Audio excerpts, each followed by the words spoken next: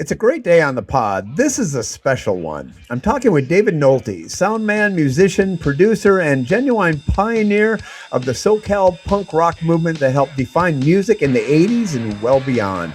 We go down the rabbit hole and talk about Nolte's time as the founder of the Descendants, as well as his time with The Last and his many connections to so many other bands and musicians.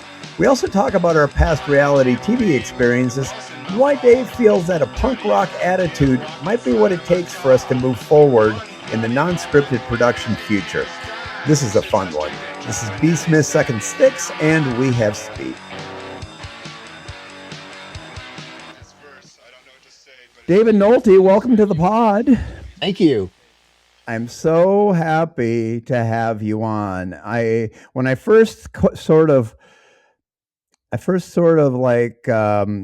passed the idea along to you, you didn't seem too keen about it at first. No, it's one of those things. Like, I've done a podcast in the past and I tried watching. I'm like, oh my God, I'm so boring. And I look at my hair and, it's just one of those things.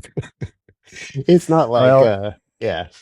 I think you look amazing, first of all. Well, So, you look like the David Nolte that I've known for years, actually. there you go. There you go.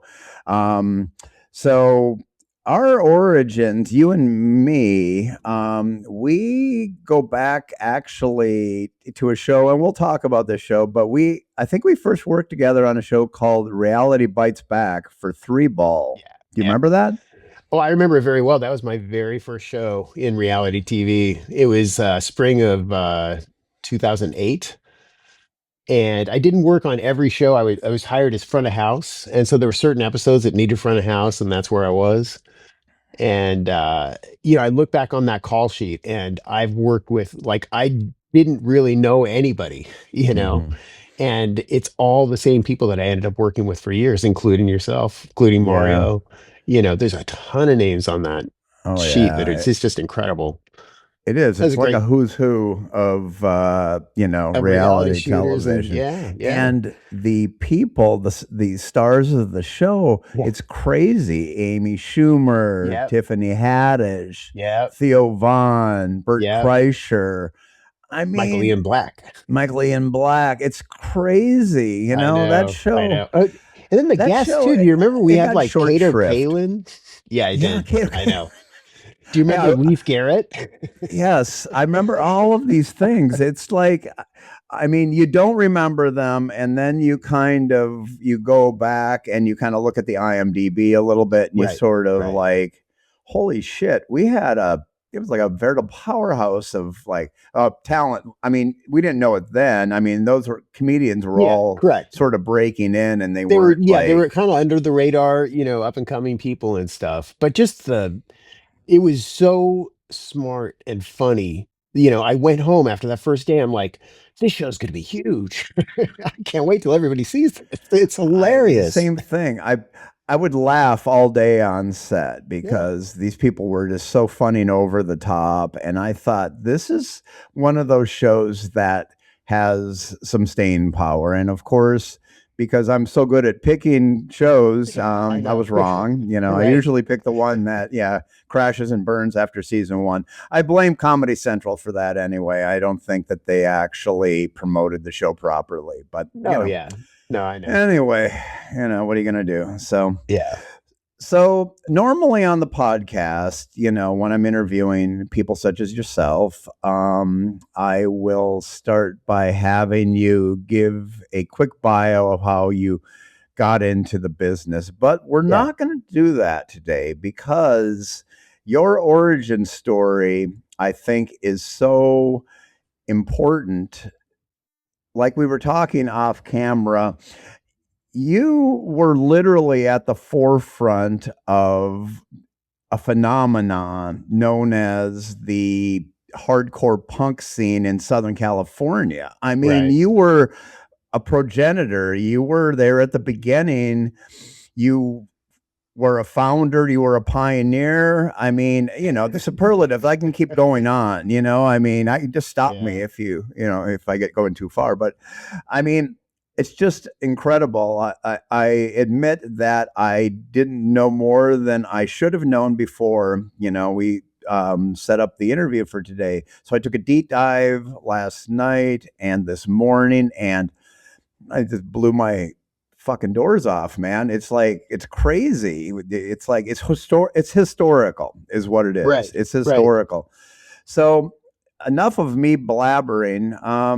I want you to kind of take me back to sort of like I guess it's around the mid to late 70s, maybe around 1977, and what was going on back there in it was in the South Bay. I think you grew up Yeah, in Hermosa Beach, correct? Is correct. that That right? is Okay, correct. Yeah. so it was things were happening down there. Why don't I just leave it to you to kind of talk about that? Well, in terms of the punk thing, my brother Joe, my oldest brother Joe, was kind of always my mentor. He was always the one. He had always played guitar and always been into music. He worked at record stores, and he's the reason I got into punk rock in like '76. He started telling me about the Ramones. I was, 13. I couldn't go to shows. By the time I was 14, I could somehow go with him to these shows. So 77 was the year where I got to go to all the, early shows. And it was just super exciting, inspiring. I just wanted to be in one of the bands up there on stage. And my friend from school, who I went to elementary school and then my first year of high school, was Frank Navetta, and he had this exact same reaction to it. So we were both like, teaching ourselves how to play and trying to write songs and determined to, like, get up there and be a band like the bands we were going to see. And it just, that scene was so, I just was so lucky to have my older brother to take me to these things and to be a part of these things, and see these bands, go from playing. So that's the whole thing. In '77, the shows that I saw that were really inspiring were held in the basement of Wow Productions, the people that run RuPaul's Drag Race. Really? There was a club called the Mask, that was, it only lasted, I think, for the year of '77. They got shut down by the fire department and had to move. But that was where I saw some of the best shows ever. It was in that basement. And they still have the Wow. graffiti on the wall. They have not gotten rid of it. If you go down there. I have been in that basement, and there is graffiti down there. Yeah. That's amazing. But I didn't realize that its origins A were punk like a rock punk club. club. Yeah, Wow, yeah, yeah. A lot of people incredible. got their start there. It's incredible. Now you and Frank, you started the Descendants, right? I With Frank, mean, right? That's right. So it to, was. I mean, it's the whole thing is it's two kids, like playing guitar and trying to write songs and going, yeah, we're a band. It's just the two of us. But when we were at high school, we found a drummer and started trying to play. We got to a certain point, and then I moved schools. I was going to a Loyola High School. It was a college prep school, kind of in Koreatown. And then I moved to the local public school, Miracosta High School in Hermosa. And then Frank followed me about a year later. At Miracosta is where we met Bill Stevenson, who is currently the drummer. He's like the OG guy from the Descendants. And once we met him and started playing with him, the band really took form. It became a real band. And we had our first show in February of '79. wow, Yeah, so that was amazing. the start of the Descendants. So I was there Yeah. in the like, embryonic stages or whatever. But then I did that first show and then I was out of the band because I was, recording and gonna be in the last. Mhm. And I thought, oh yeah, this is the band I should be in, not the Descendants. Yeah, it seems like you were kind of ping-ponging back and forth a little bit between the Descendants and the Last, because it seemed like Because you they went were to the like, Last and then you came back to the Descendants, right, or something like yeah, that. it's something like that. They were going concurrently. I In January of '78, I actually joined the Last. And it wasn't like, okay, you have to be in our band and you can't play with Frank anymore. Me and Frank were still just kind of trying to figure it all out, but being in the last, that was like my main focus because we had gigs and we were doing recordings. We were going like February 78, a month after I joined, I got to go to a professional recording studio for the first time. And that blew my mind. That's where I got my start with sound, was just being in the studio and realizing, oh, these are all the tools I need to make whatever kind of weird noises I want to make. This is where I want to be. So Amazing. yeah, the last was like my thing. And then in 79, I left the Descendants and the last was making their first album and we put it out August of 79. And so that was my focus. I looked that up too, the album. Let's see, I'm going to get on my phone here real quick because all of this stuff I did, like I say, last night and this morning, because I was so intrigued It's by amazing you all know of any of this this. junk. It's so weird that What? Oh it's my you God, can it's so find all this amazing to stuff me. online Oh and my everything. God, it's so cool. I'm trying, yeah, this is probably not the most riveting podcasting we're going on right now, but I can't help it because, I'm I'm in it now. Now it's like the thing has drug me in. Now that was L.A. Explosion. That That's was right. the That was the name last of the record. out. Yeah. Yeah, that's right. Yeah, I listened to a little music on there. I'm actually going to link the maybe what was from that album. What song do you think was like the seminal song from that song? Because that album influenced a lot of bands actually. Yeah. Based on what I read, including the punk movement and even bands like the Bangles. Oh yeah, yeah. No, the Bengals, specifically Sue Hoffs, was a were early like fans and supporters within the punk scene. There was always this sort of contingent of people that were into like 60s punk, including us, and they were people who liked the newer like punk rock stuff that we were listening that we were experiencing, but also liked the 13-foot elevators or the Seeds or Chocolate Watch Band stuff from the 60s that was Mhm. real primitive and and she was one of those people. She would come to punk shows just dressed up in like these flowery kind of 60s girl things and stuff. And yeah, it was great. There was a lot of people like that. Yeah, your brother in the article that I that I read, and I'll link to in the show notes. He mentioned Susanna Hoffs leaving him a piece of fan Oh mail with a yeah, bottle of whiskey on bottle his of whiskey. steps. Yeah. I mean, hey, I believe it. Why not? So, No, it's funny because you're thinking of like the popular Susanna Haas with her side eyes or whatever, but it's like yeah. she was such a different person. I mean, she was just a young kid, and We were all young kids at one point, weren't we? yeah,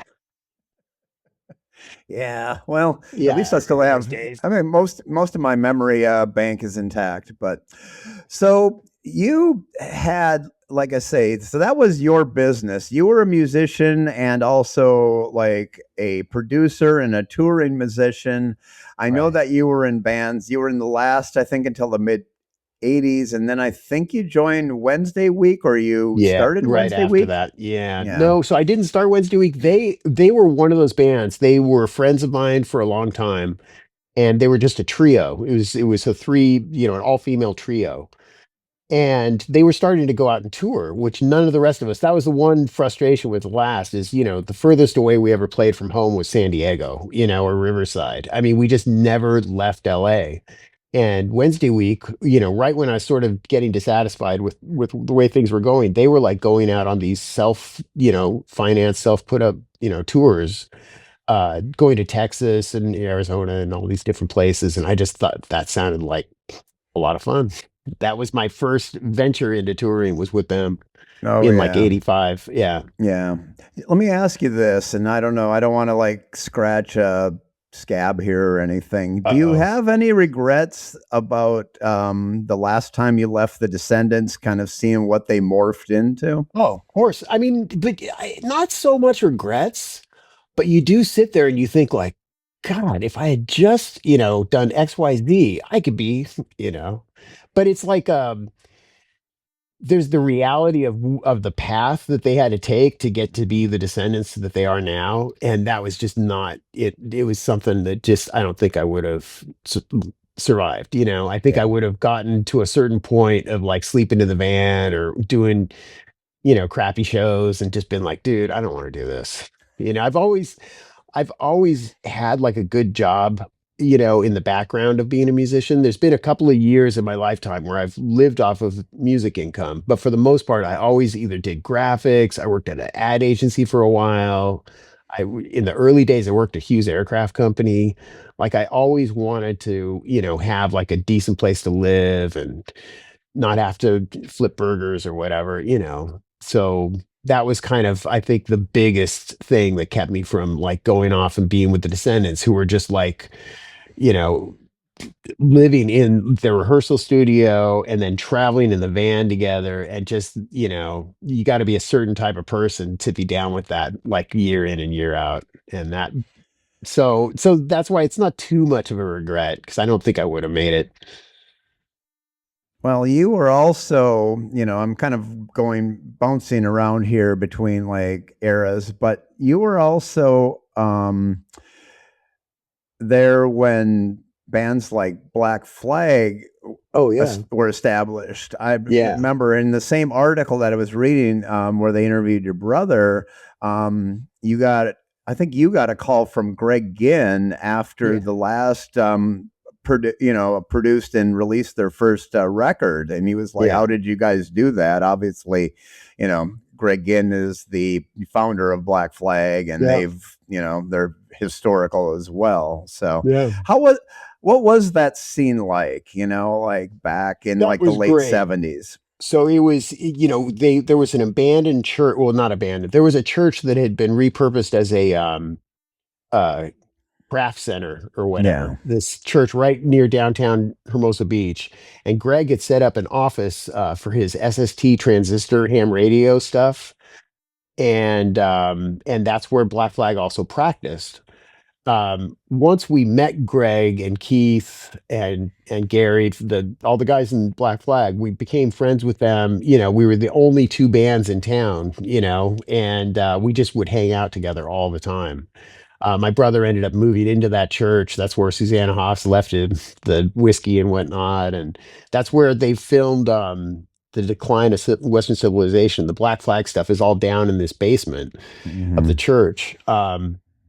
And that scene was amazing. There was, there were it was a congregation place for all of us. There weren't that many punk rockers in the South Bay, and everybody could just walk in at any time, and there's going to be 5 or 10 people there that hanging out, drinking beer, and listening to records. And then when Black Flag would practice, which was pretty much every day, you're free to just walk in and just sit there and watch them do it, and it was just great. It was so much fun. It was so cool. It was Black Flag with Keith Morris on vocals, Mm. which to me is Black Flag. Everything that came after is like a different band. It's that Well, that that lineup to me was perfect. I trust you. Okay. Listen, you're Nolte, your, breadth of musical knowledge is, like I say, you are the master, and I will, whatever you It's say. that's just I mean, I mean it's all subjective. It's yeah, of like course, me saying, well, the best REM album is the first REM album, and you could yeah. be like, well, Out of Time is much better. Yeah, well, that's true. You're right. A lot of it is subjective. So now, around the same time, it seemed like, and maybe this was a little later.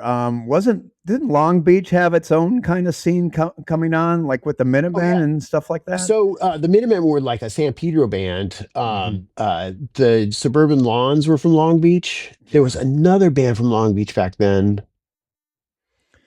I San can't remember the Pedro name, was but like a there was big place, though, it's San right? San Pedro Pedro and was.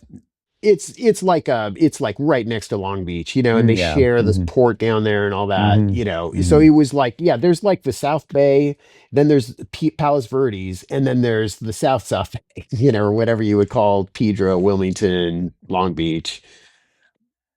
But those people were so much closer to us geographically. And also when we went from like Hermosa Beach or Long Beach into Hollywood, there's a real difference between back then between Hollywood punks, and we felt like we were like mountain people or something. It's like you come in and you're just like so different from the Hollywood people. Now, what were the bands in Hollywood at that time? So you had a punk scene going on, in the Yeah, South Bay with you guys, San Pedro area, Long Beach, and then yeah, also obviously in the city in yeah, Hollywood. yeah. So everything was sort of centered in Hollywood. As the scene grew, uh, places like the Whiskey would actually have punk nights. And it was just one of those things. Like every time you went to a show, you look around and think like, where did these people come from? You just sat there and watched it grow and felt it grow in real time. But the big bands, the Screamers were a big band, the Weirdos, the Bags, the Dills, the Zeros were a big favorite. Oh, and the Germs were one of the best. Germs, yeah. The Germs, unfortunately, the Darby towards the end when he was really messed up on drugs, that's what you see on TV. When he was good, before he got into heroin, he was amazing. He was like one of those guys. He was perfect for punk rock. He always had this contingent of women around him that just loved him. There was always a fight going on. He was always stirring shit up. It was just, there was always a sense of danger during a germ show that things were just going to go really wrong and everybody would just start killing each other. They were such an exhilarating band to see. I loved them.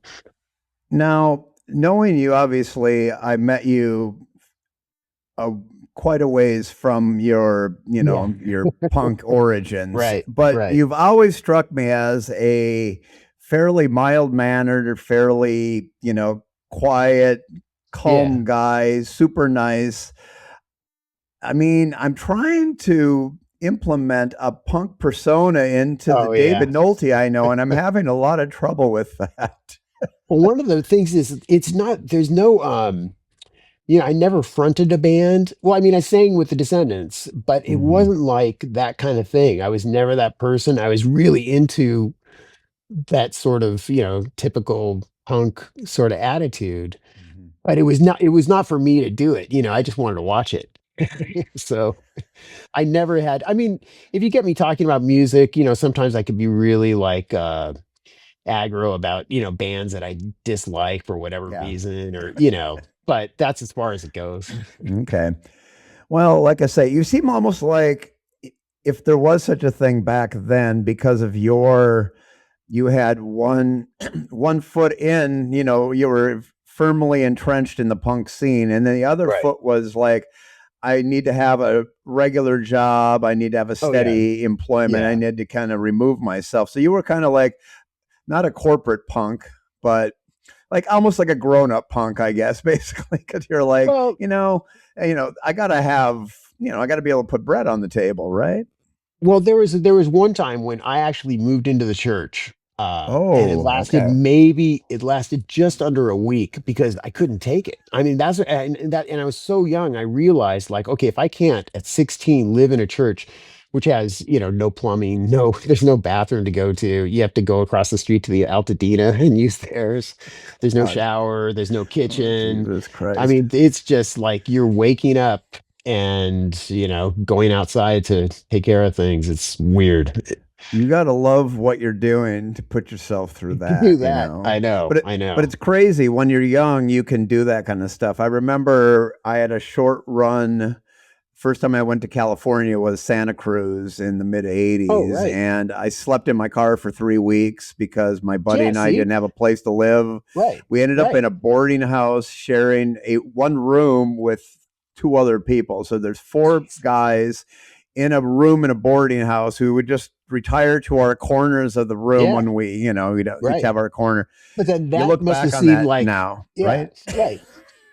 It's But I like, mean, what the hell you was I did doing? 3 weeks in the car. That's insane. That's It was desperate. Again, like I say, that's my origin story. yeah, I was a bit yeah. of a ne'er do well in my 20s, but Nice. but this is about you. So enough about Okay.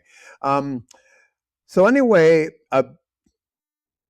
even though you did other work, you were a working musician, especially Right. maybe when you were touring. I mean, you've worked with a lot of like major names: Dave Davies, David Right. Gray, Yeah. Maria McKee. I think Yeah. I saw Yeah. Wow, Todd you knew that. Rundgren in your. No. No, never Todd Rundgren. Okay, that No, was no, okay. no, Can't trust no. everything you see on the Yeah, internet. Okay, exactly, exactly. but There are a bunch of like one-off things that I've gotten to do, in more recent years where I got to play with John Sebastian from the Love and Spoonful or Mickey Dolenz from the Monkees, but they were just like one-off little things. now, do you prefer being a musician versus being a producer? I mean, they're two pretty different things, right? Yeah, they are different. The producing thing is fun because uh it's what always inspired me. It wasn't just playing live, but just listening to records my whole life. I'm always wondering how they get sounds and how things happen, and then you start delving into it, and there's just endless things that you can do with the sound. So that always interests me. It's like painting or something. um, and then if you're producing and playing at the same time, that's pretty fulfilling. That's where it's kind of like the same thing. But there's all kinds of psychology involved in producing too, which, sometimes is kind of the part I don't like about it. I just assume everybody's going to be on the same track as me and want to do the same kind of things and go for the same kind of things. And then you run into them not, and then it's just all psychology and. So it's a So herding yeah, cats mentality, maybe. yeah, maybe it's just Really trying to get artistic, interesting cats. Yeah. it's like trying to get your ideas, trying to get them to think that your idea is a really good idea and this is the way they should, and it's their music, so it's like you need to just sort of, go with whatever they want to do. It's just a different thing. It's like the difference between mixing and souping on a show. When you go from a mixer up to a soup, you have all these responsibilities that have nothing to do with sound. You just have all these personalities that you need to deal with and take care of and consider, and you're kind of getting away from what your real, talent is or what your career is. It's not about sound, it's about dealing with personalities. And that's what producing can get into, you know. Well, sir, you've just created my segue. Thank you very much. Because from here, I'm going to go into how you kind of got started working on television shows and non-scripted in particular, because this is a Yeah. podcast about non-scripted, production. Um, so, how did you get into working in television? So Dan Curran is the guy that got me in. If you remember Dan, AD, and Oh, absolutely. he's the father of one of my daughter's best friends. They went from preschool on. He lives just a couple blocks from me. They've gone to the same schools. When they were in elementary school, I volunteered to do the sound for they would have these musical theater things, and it was always parent volunteers, and the parents before me were horrible. I mean, it was like these kids would work on these plays for months, and then it'd just be a feedback fest or the wrong mics would get turned up. I mean, it was so bad. There's one time I look over at the soundboard and the dude is just looking at his script instead of seeing what's going on the stage. So I went up and I volunteered to do the sound, and it's not like I did such a great job, but I didn't do a bad job. And so all these parents were suddenly like, "Wow, who are you? Well, this is great." I never had so many people like compliment me. And Dan comes up and he says, "God, you're really good at the sound stuff. I should introduce you to the guy that he was working on The Biggest Loser at the time." Hmm. And he knew I needed a job. This was just after I had stopped doing the David Gray stuff and Okay. touring with him. So I was kind of like not sure what I was going to do. And then Dan introduced me to the supervisor on Biggest Loser. And that was like 2007. And by 2008, I was working on Loser. So Okay. he tried me out. He put me on a show with Constantine as the supervisor, and that was Reality Bites Back. And Mm. then he heard good things from Con, and I got to go on to Biggest Loser like a month or two later. And then I was there You're forever till the Yeah, I was end. gonna say Yeah. I know you were there for a long time. I had a short stay there. I did season 4, Yep. And then I thought I was coming back, but Right. I'm Well, I you won't day go played into the after that, details hadn't of it. you? Yeah, I know. What's that? I know. Yeah. You day played as well after 4? I did. I day played before that, and I day played after that. What had Yeah. happened was I did season 4, and then I was trying to work in at Three Ball as a director. So, Oh, right and on. I was working fairly closely with Neil deGroot, and Yeah. there was a show that they were doing called Pet Finder. It was a reality show about these two people who help people find their pets, and Neil directed like the first half of the show, and then he left to go back and prep for the next season of Biggest Loser. And Right. I took over. I was the DP of the show, so I took over and I DP'd and direct the Wow. second half of the show. Well, it was the beginning of something, I thought, and well, how best laid plans go. Oh, yeah. Eventually, I've got stories. Yeah. All right. I got So when we're stories. not rolling, We'll get into it. I'll get No, the details. again, my girlfriend tells me, she says, people are telling their stories on your podcast, and that's great, but you need to tell your story. And I said, people hear me enough. I don't, No, but the funny thing is, I actually came on and I thought, I should really mess with Brett and not answer any of his questions and just be like, actually, Brett, I'd like to ask you a few questions and just go down the line. Tell us really, about your okay, we origin. could Well, because, do a little role reversal. Sure. I'll answer some questions, well, so you came out from Madison, was it, or I Milwaukee? came out from Wisconsin, but it was a roundabout way. Basically, I was kind of a nomad in my 20s. So I went from Wisconsin to California, then Colorado, then Wisconsin, then California again, then North Carolina, then Pittsburgh, Yes. Pennsylvania, Kalamazoo, Michigan, and then finally Los Angeles. So there you go. Wow. So wait a second. So now with each of these cities, there must have been some kind of like what brought you to Santa Cruz of all places? Why not San Francisco? Why not Los Well, Angeles? Well, that was the first trip that I ever left Wisconsin. And it was Right. also the first time I dropped out of college. I was kind of feeling like I didn't have any direction. Right. And I said to my sociology teacher one day, I kind of feel like I should drop out. And I was feeling guilty about even saying that. And she's like, well, why don't you? I'm like, oh, respected professor says I should drop out, so I guess I should drop out. So I did, and went to California, had a crazy time, did lots of things that I wouldn't want my children to know Right. about, and Exactly. then Right. eventually went back to school because I realized the real world was harsh and cruel, and Right. I You needed thought money. I needed education. Yeah. Yeah. Money, well, money, God, let's not go there. All right. Yeah. Enough of me. Damn it, Okay. Nolte. You turned it around on me. I can't believe that. Okay. We're going to back to you. All right. So you're in reality television now. You're doing these shows, Biggest Loser. You did Skin Wars. You did The Taste. I did the taste. Well, Now, so I were you? worked on Shedding with Oh, the Wedding with you. I oh don't know if you yeah, remember that Shedding for show. the Yeah. Wedding. Yes, Yeah. that Yeah. one. I remember that one. That was with Rich Kim, right? Yep. So Yep. yeah, Yep. yeah, That yeah. was fun. Rich kept me employed quite a bit over the course of the last like 10, 12 years. So I owe Rich a Yeah. lot. He Yeah. helped me put at least one kid into college. So, No, I it's should, great. definitely thank him for that. He's one of the directors. There are a couple of directors where I just love to work with them because you just Hmm. know that you're going to get the same guy every day, and it's going to be you don't go in dreading, Yeah. like, oh God. Yeah. You go in like, yeah, this is going to be good. It's true. It's true. I You love that do guy. get, it was a mix.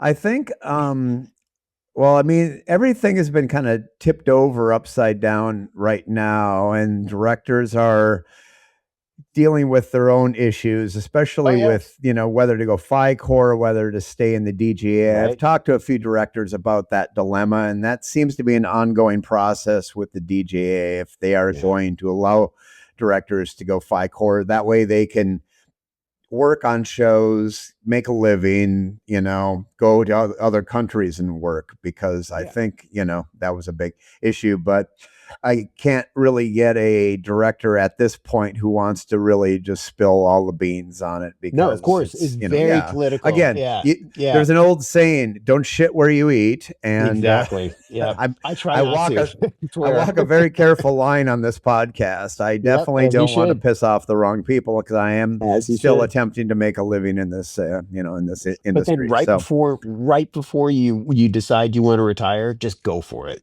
okay, Just have one last episode and just be like, nothing. you're trying to get me in trouble, Nolte. No, no, no. I'm just saying that that's a good way to go out. It's like you're Yeah, flipping the table or something. you know, well, I could be like your partner with the Descendants, Frank. I could just burn Yeah, all to of burn my all your guitars. equipment basically, and then move up to Oregon and become a fisherman. Yeah, So that's the thing. When you have a friend like Frank and you grow up with somebody like volatile like that, that's how you end up being kind of quiet and like, okay. It's that's just, what if the person next to you is acting out, you don't have to act out. that's just crazy. That that's all inside somebody. You know what I Yeah, mean? So, it is incredible. well, I think I've seen over the course of again talking to people and getting people's stories about what's been going on in our industry, there is some of that, and I know Yeah. that's inside of me. I know that's inside of other people too who may not show it, and you can't really express that. And that's kind of what I'm trying to do with the podcast is give people a chance to vent because, Yeah. this is all, this is really pisses people off, what's Yeah. happened to us. But we'll get Sure. to that. We'll get to that. So Okay. what I was going to ask you is while you're working, so you're working pretty steady as, in audio in Yeah. non-scripted like through the 2010s into the And 2020s. to the yeah. Were you still working as a musician at the same time? Yeah, definitely. There was a period where it was just very quiet. There It picked up maybe 2013, 14, after I had done the David Gray thing. So between 2007 and 2013 or 14, it was very few and far between whatever I would do. Um uh but yeah, I've always played with different people, and there's an organization called the Wild Honey Foundation that I got involved with, that I've been involved with since the 90s. And they would put on a big concert every year, and I would get to participate. And that's how I got to back up people like John Sebastian or whoever. We just had these tributes to different artists, that were considered sort of underrated, and a lot of times the artists would come and participate. That's how we met Dave Davies from the Kinks. He did one of those shows with us way back in the 90s. Um, so yeah, I try to do it. It's like I don't play for just playing sake, It's like it's finding the right people, and playing something that you really want to play, and that was easier in the 90s, and it's a little tougher in the 2000s, I guess, and plus Well, I'm old, it's like there's no getting around that I'm like in my mid 60s, and it's a young person's kind of thing, yeah. the whole music thing. So, Nolte, we're mature. We're not old, okay? There's a well, I'm a year difference. older than you, so I'm in my Well, mid that's right. 60s. I'm a You're baby compared early to you. Yes, 60s. You true. are. Yeah. Yeah, yeah. Well, it's Big moving quick. Let difference. me tell you, it's a fucking I boulder know. rolling down the mountain. I know. I know. So, I guess then let me ask you about what happened as far as I mean, we were all working. Okay, it's the Yeah. 2020s. COVID hit. Everybody Yeah. has a COVID story. I'm sure you have Yeah. one too. I do. Yeah. What? Let's Well, hear it. the best thing about COVID is, I mean, yeah, the best thing. So COVID hits and we're all locked down. And the next thing I know, I get an offer. I get a call, and it's like Drag Race is going to come back. And Drag Race, I had been uh, day playing since Hmm. season 9. I'd always been there. Usually it was interview days, just whatever the people that worked there didn't Hmm. want. Yeah. Always liked working on the show. And then 2020 comes around, and it's like, we're going to start production back up in June. It's like, really? Like, yeah, are you interested? Like, we had a full-time position. So I started, so COVID hits, everybody is out of work, and I get Hmm. offered a position on Drag Race. And I've been full-time ever since. So it's the COVID thing worked out so well for me, getting on that show, when, everything around us was just kind of dying off. I remember it was the same for me. It was the first show that I worked on coming back from COVID. I Uh-huh. started on there on season 7, so I'd been Yeah, around you had been as around a a while. regular. Yeah, I'd Yeah, been yeah. on the crew since then. So, and yeah, those were interesting times to say the least. But the fact that it seemed like after COVID, there was like a proliferation of shows. Like I was working Everybody talked about it. regularly, Yes, right? everybody talked about how, like, because production is shut down, there's this glut of stuff that, as Hmm. soon as we're back, we're just going to be shooting right and left. And it sort of happened, for a little bit.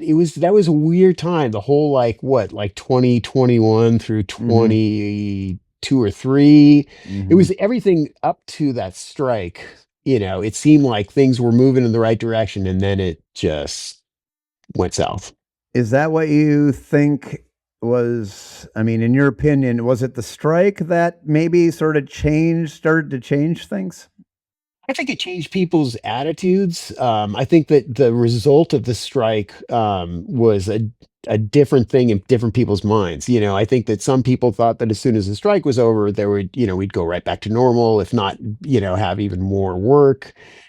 And then other people, more pessimistic, or I think they just thought the strike, this is going to be the end of it. This is where producers are like, well, we're never going back to this again. We'll just kill the union and, take everything out of state or whatever he have to do, take it out of the country.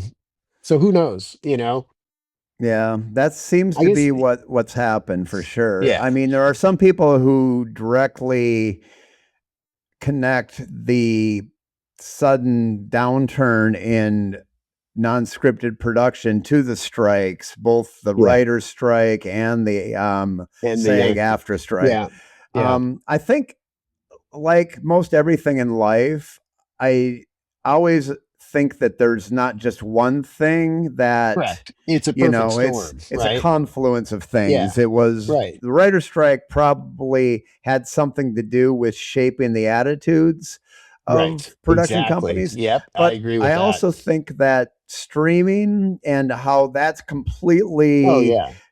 changed the landscape of everything, and how I guess these production companies were overspending, hand Hmm. over fist. At least that's probably what how they would see it, and decided Right. we have to cut,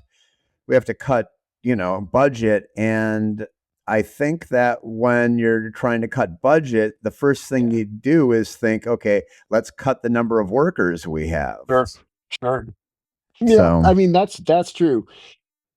Is, probably more about none of the stuff we're talking about, and more just about the kid with the phone would rather look at YouTube and TikTok than have anything to do with anything on broadcast television. I just feel like that industry, the thing we grew up with, and I loved television as a kid, mhm. that's just sort of, a dying, industry, and that everything's about, short content on your phone. So, in your opinion, as someone who has been media savvy from really the time he was like 14 years old, you've seen a lot, you've done a lot, you've, had an amazing career in a number of different functions. I mean, where do you see us going from there, and how can, there's a lot of people right now at this moment. There are people working. It's the summer of 2026, and there are shows going on. So people are working. I tend to think it's sort of like it's maybe a false flag situation of sorts, Hmm. where we all think, oh, okay, we're working, things are back to normal, kind Yeah. of. Yeah. And I think after, as soon as the summer is over, we're going to be back into that, well, now what do we do situation. I Yeah. mean, I know personally I will be, and I'm really Yeah. concerned about that. Sure. Yeah. Um, what what's your take on all of that? Well, I agree. This will be like the second or third, sort of like it's the fall of no work, for me coming up. And it's tough because you want to have something, even if it's not going to bring you a bunch of money. You want to have something to look forward to. You want to have something to keep you busy, and that to me is the challenge right now is setting something up on my own, trying to get something going instead of just looking for jobs that aren't there, and trying to reassess all of my skills and all the things that I've done in the past and just try to see if there's a place for me, in any kind of industry, in something just finding something. I always revert back to music. There's not a lot of money to be made in music, but it can be fulfilling, uh but yeah, it's a tough situation because you can't, you've got skills. I mean, as a cinematographer, you've got skills that can be applied in a lot of different places. It's just going out and finding that place that's Hmm. gonna fit and take care of you for the months that you need it taken care of, and then going back to what you do. Well, you just said that, in your opinion, maybe television, if it's not like a, if well, it's obviously different than what it was, and Sure. the Yeah. generation now, they Right. spend more time on their phones than they Yeah. do on television. Yeah. Things Absolutely. like verticals, 3 minute, Yeah. Yeah. episodes of things. It's like Yeah. short attention span theater on steroids. Yeah. I Um, know. is is music, as someone who's made a career in Oh music, is yeah. music like that now too? Well, so music is definitely like that, but that's more an industry thing. The streaming thing, especially Spotify, has just kind of killed everything. There's no real market for the physical product because you can just get it for free on YouTube or Spotify, so like, thinking you're going to sell a bunch of records, like you're not going to sell a bunch of records, and so it's just, the stuff that's it's like the stuff that's popular in music, what I can listen to and stuff just seems very manufactured and not organic, like the music that I loved Mhm. growing up. And there's plenty of good organic music out there. It's just you got to go looking for it. And there's such a big everybody and their mother has an album, there's so many artists and it wasn't like that in the past, it used to be, you had to get signed to a label to be able to go to a recording studio because the recording studios were so expensive. You were never going to be, unless you're a rich kid, you're never going to be able to just go into a recording studio. Now, anybody with a laptop can make a decent sounding record, they don't need to have a ton of money. And so tons of people make music. And yeah, it's just such a different time, it's and maybe it'll all be because it all seems to be cyclical. Like before the Beatles, the music was like teen idol kind of guys, and it's like just before Nirvana, it was kind of tough too, like maybe music just has to be really crappy for a long time and then finally somebody will come through and make it better again. Well, I think that's kinda how the punk, sort of Oh, punk erupted definitely. from that, right? I mean, the Yeah. mid Well, '70s because were the some of mid the most '70s tepid. sucked, right? Yeah. Yes. Okay, see, you agree with this. Well, I It's do, right up. but, I do admit that I have a soft spot for yacht rock that, every once in a while, if I'm sitting by the pool and I have a drink in my Yeah, hand and it's different. I just throw that shit on because it's like, Yeah. and I remember it all on my AM radio growing up. Yeah, So of it's like, course. Yeah.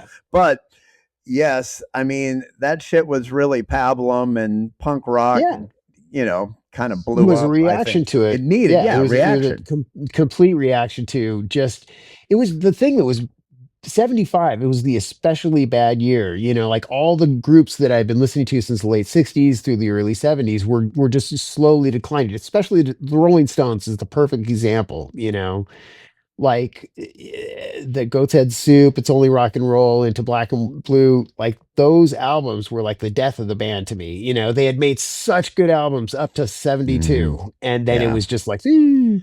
And everybody, you know, the Who did that. Uh, they're just all these bands that I had like thought were cool suddenly sucked, and then disco's coming up, and then punk rock comes along just at the right time, where it's like, oh, Hmm. everything else is going to hell, but this is great. Okay, I have an assignment for you now. So we're going to take Okay, that theory in music and what, like, for instance, what punk apply rock it to did. television. We're going to apply it to reality TV. It's 2026. What is our moment? What's going to be in your opinion, what's going to be Right, the thing that's going to be our explosion? What's going right, to be the new direction, the new path, for right. us non-scripted people? Go Well, I ahead. think that it's depending on who your audience is. You know, if you're trying to like, you know, get to the people that are between 18 and 35, I don't know, you know, just make a TikTok video or something. If you're trying to entertain, you know, people of your generation that you feel like they don't have, there's nothing on television, they still want to watch television, you know, but there's nothing there for them, then, you know, Mhm.